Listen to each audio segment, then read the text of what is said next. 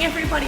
Just wanted to come to you live this morning with something that's a really important topic for women at any stage in their life, be it when they're having their period or they're still in that cycling phase, when they're pregnant, perimenopausal, or during menopause.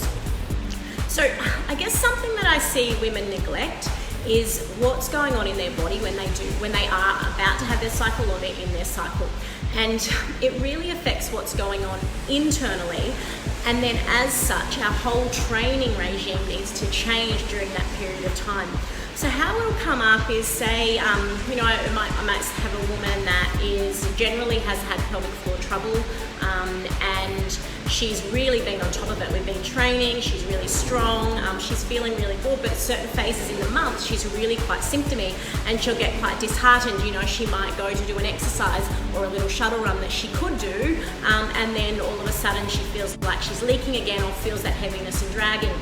And so it's not that her body has gone backwards, it's that during her cycle, that relaxin hormone that kicks in during pregnancy is really quite high, and things just aren't as strong as they are at the rest of her cycle. So it's not to be disheartened, it's just to know that, hey, that's what's going on in your body at that particular time, to be aware of it and to adjust accordingly. Similarly, I'll see ladies that, suffer from back pain and we're on top of it, we're strong, and then all of a sudden coming into the period or during the period, the back is really giving them some grief. And, again, I have to say, hey, it's at this period of the month that we really need to slow things down, back it off, decrease the weight we're doing, pay attention to our core, slow everything down so that we really can engage and protect our body whilst we're training.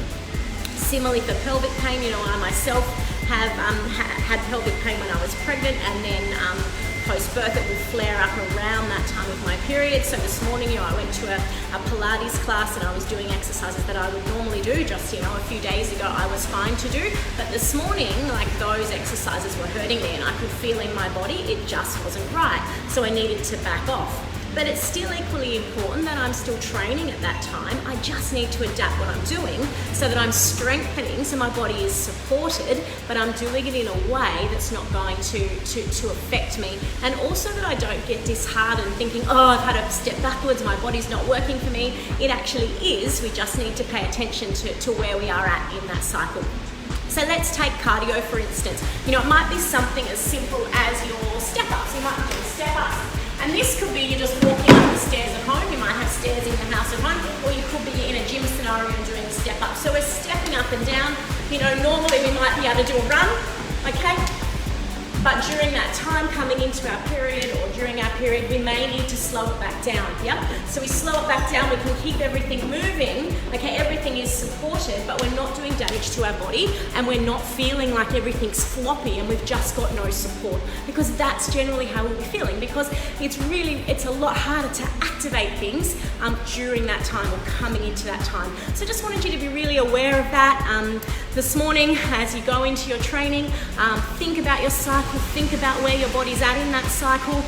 Similarly, if you're pregnant, perimenopausal, or during menopause, those same hormonal elevations are happening. So we really need to be paying attention to what's going on and how we're training, and adapt it accordingly so that our body serves us well and it serves us well long into the future, and our training is effective. All right, take care, have a great day, and enjoy womanhood.